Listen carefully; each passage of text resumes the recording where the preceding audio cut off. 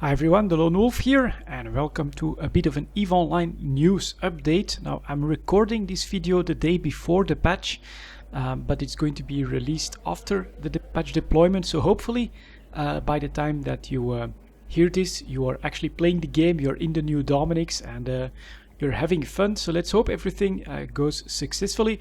But from the patch notes and the hydrostatic podcast with a few CCP devs that I just listened to, I did want to make a little bit of an update, because there's actually quite a bit of information that I gathered from there that could be interesting. Maybe before that, one quick note: if I'm not responding that much to comments on YouTube at the moment, is because there is a bit of a problem with the notifications. So whenever you comment, I don't always get a mail anymore. It's a bit of a mess over there, and so that's the reason why I'm not always responding to comments that often. But let's maybe start with what I find the most interesting. We don't need the patch notes for that, but I think it's a forum post, so I may want to go and find that one. After the Alliance tournament, there is going to be a special Amar tournament. So it turns out that Jamal Sarum is as dead as can be, and the Amar will have to select a new emperor from the heirs, and the players will actually have a chance to become the representative of those heirs. So that's pretty cool, and if I'm not mistaken, it was in the EVE Alliance tournament discussion. Let's see if I can find it here. Announcing the Amar Championship. So there you go. I think it's really cool. We don't know any of the rules yet. We don't know any of the real specifics, but you'll have to fly Amar ships. That's pretty important. You have to be able to go to Iceland, because the finals will be held at EVE FanFest, and you will actually be flown over there. So that's really cool. And what's very important, I think it's a reason why you might want to become aware of this right now.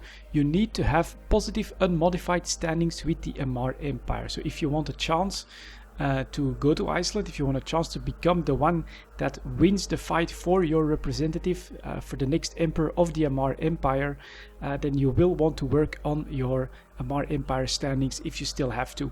And I just did that. My standing was minus 0.56, so not that much work, but a little bit of work. And the best tip I can give you is don't forget the career agents. So the agents that players get those 10 missions from when they start out the game. There's 3 sets of them, and finishing the 10 missions gives you a really nice boost in standing with the Amar Empire. And that's how I pretty much got my standings from 0.56 to positive 0.02. We're doing 2 sets of agents and a few extra missions on the side, just to get a few of those storyline missions that also boost it up. But yeah, those career agents, if you need to work on your Amar Empire rep, don't forget those. Very important. There's 3 sets of them. I'm sure you can find them just with a Google search, and that's really gonna help you get there if you're not like -5 or something like that. So yeah, it's pretty cool. There are a few people, of course, that would prefer to see only Amar pilots be able to become a representative for one of the heirs, but CCP obviously wants to have as many players that want to participate be able to participate. And so if I'll have to do some homework myself, but there should be a few heirs in there that are a bit more liberal, that are a bit more willing to work with the other factions. And so that is basically the ones that you might be able to become the representative for. Now, it's also said that it's going to be at least that's what I got from the hydrostatic podcast, that some heirs might just refuse you as a representative on the ground that you're not Amar or something like that, or maybe even your past actions. So CCP has everything in hand to say, no, you can't really represent that guy, or you can represent that guy. And then for the actual format, we'll have to wait and see. It could become a team event. That's the vibe I got. Expect teams of 5 that need to be formed, but there could be restrictions on ship types. CCP has, well, they have an opportunity to make this a very fun event that's going to last the rest of the year, and then with the finale at EVE FanFest. Really cool stuff. and I'm completely looking forward to it. Depending on the actual rules, I may try and join myself. Also, of course, if I find an heir that I actually would like to see as the next emperor. So that's really cool, and that's actually a pretty major event. Now, if I go for the patch notes, there are a few really cool things in there, and I think it was, let me see here, Galatea updates, and then down here we have the patch notes. There you go. The one that's really cool for me personally, the look at camera has been modified to linger on an exploding target before returning to the active ships. That's gonna be an absolute blessing when I'm doing the recordings for those live events and possibly anything else, but that's always really been a bit of a pain in the butt. So the way I tried to do it is, I saw a ship being fired upon, I would move the camera on a ship that was close by and then do a look at a target that's far away but in line with the ship that was being shot at. It was quite a hassle to actually get explosions on camera, but with this new lingering of the camera on the explosions, if it works well, this is gonna be an absolute blessing for recordings. Really nice. And then the other big one, let me see here, the Drifter Armada has arrived, and the time has come to step up and join the Navy fleet in their battle to defend the throne worlds from this hostile attack. So the Drifter incursions are going to start as well. We don't know exactly how it's going to happen. The most likely is that we'll first have an event, and what was hinted at in the Hydrostatic podcast is that the Amar are actually going to take some action that's going to piss off the Drifters, and they are going to start to launch all-out attacks on the throne worlds, and we, the Capsuleers, will have a chance to try and defend those.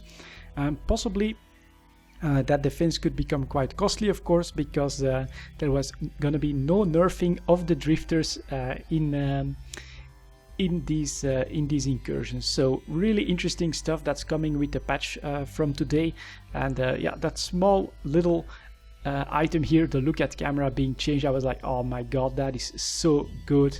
That's gonna be awesome. And then of course we have the new Dominic's model. I'm completely looking forward to that one as well.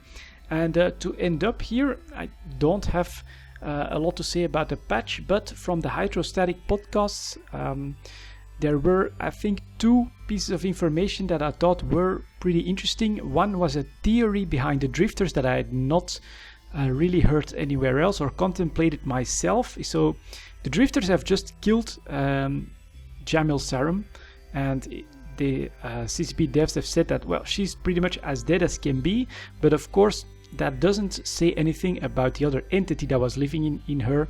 So an AI that was born, you could say, inside the sleeper AI construct, so the sleeper world, basically a virtual world, and possibly so the theory that I heard that I thought was really interesting is that the Drifters are actually all copies or clones of the other, so of that AI entity. So they're actually AI entities themselves. They need our bodies so that they can actually manifest themselves in the real world.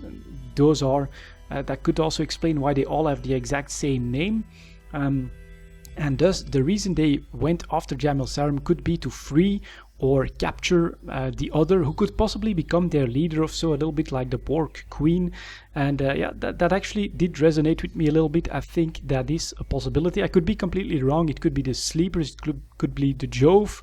There's many possibilities, but I thought that theory was pretty interesting. And then another one, it was just basically one line by one of the CCP devs there that really didn't spark any major discussion, but I thought it was really interesting. It was that by the end of the year or in next year, so I think most likely in 2016, CCP wants to evolve to a full four-way war between the four factions. So they want to bring New Eden back in a state of war between the four different factions, and I'm not sure how they want to do that or when exactly they want to do that, but that was part of their plan, and I thought that was really cool, really interesting.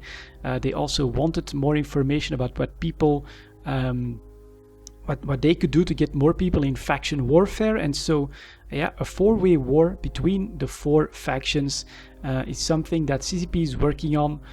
using all of that new AI that they're developing with the drifters. And maybe I should, that's also one thing that I just remember now that was pretty interesting but not entirely unknown, is that the drifter incursions and all the new AI with the NPCs shooting on NPCs is all part of a major strategy, a long-term strategy, where they want to make the universe feel much more alive, so that you will actually see NPCs do stuff in the world that makes sense, possibly attacking and defending themselves.